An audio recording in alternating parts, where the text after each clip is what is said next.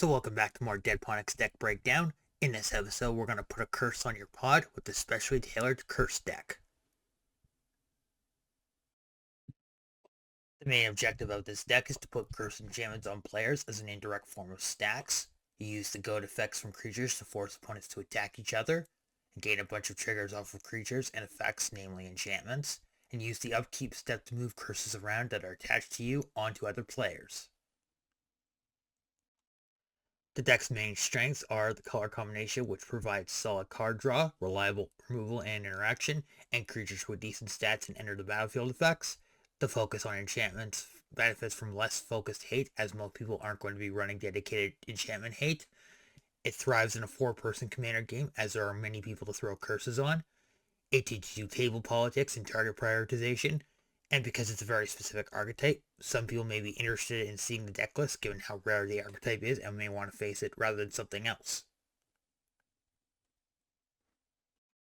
The main weaknesses of this deck is that green is most often your enemy, as it can easily delete your enchantments with dedicated enchantment removal and stomp you with big creatures via trample.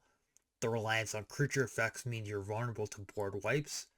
The commander is the crux of the deck and is expensive to recast if she gets taken out early. The deck itself does not do well in a 1v1 setting, and it functions more as a trickster deck than a proactive deck, and can lead to some unpleasant games at times depending on the pod. So the main color combination is Grixis, which is blue, black, and red. It has the best color combination for interaction, removal, and card draw. Red and black provide both solid interaction and creatures with reliable keywords. Blue provides counterspells and a reliable draw engine, whilst providing some interesting stack pieces, and all three compensate for each other's color weaknesses. The main weakness of Grixis is that it is vulnerable against go-wide decks, such as token decks and burn decks.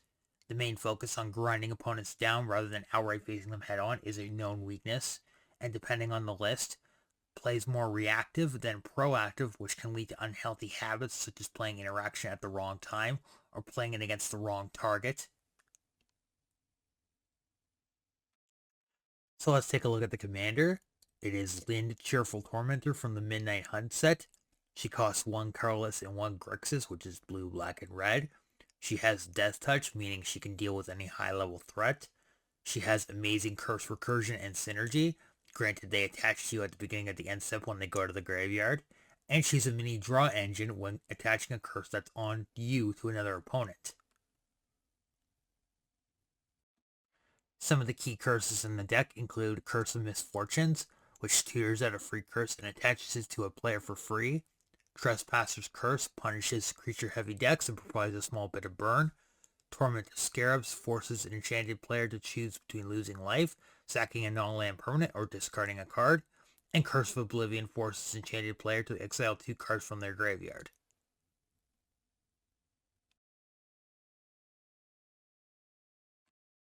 Some key creatures include Black Waltz number 3, which does burn damage every time you cast a non-creature spell and has flying and death touch.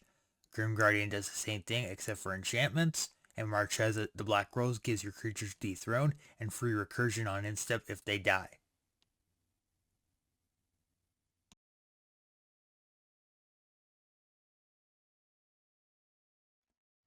Some of the important interaction pieces include Desperate Ritual, which is a cheap ramp spell that gets you 3 red that can be used to cast your important pieces.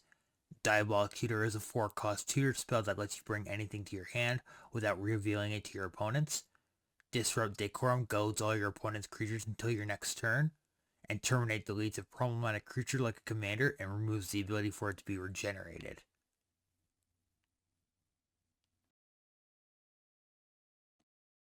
The main strategy for the deck is to tutor out the best curses in the deck to get them onto the field early.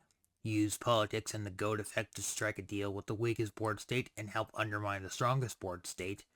Use your interaction to protect your commander from being targeted and to deter opponents from targeting your enchantments. And you play Curse of Opulence and Curse of Verbosity on yourself to get value from being attacked.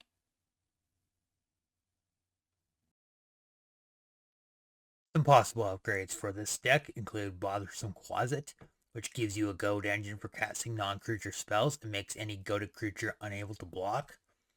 Vantress Transmuter is best used for her Adventure ability, which can render a threat inert. Nicol Bolas, God Pharaoh, is a mini stacks engine via exiling stuff and can close out a game potentially. And finally, Curse of Echoes gives value to everybody if used on a combo deck. Finally, rounding out the video, there are 3 ideal opening hands for this deck. The first one is 3 lands, 2 curses, 1 tutor or interaction piece, and 1 creature. The second is 3 lands, a creature, an interaction piece, and 2 curses. And then finally, the third one is 3 lands, 1 creature that tutors, 2 interaction pieces, and 1 curse.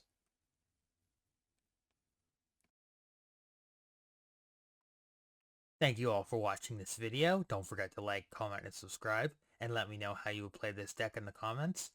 And don't forget to check out the deck list via the link in the description, and stay tuned for more deck breakdowns. And I will see you next time.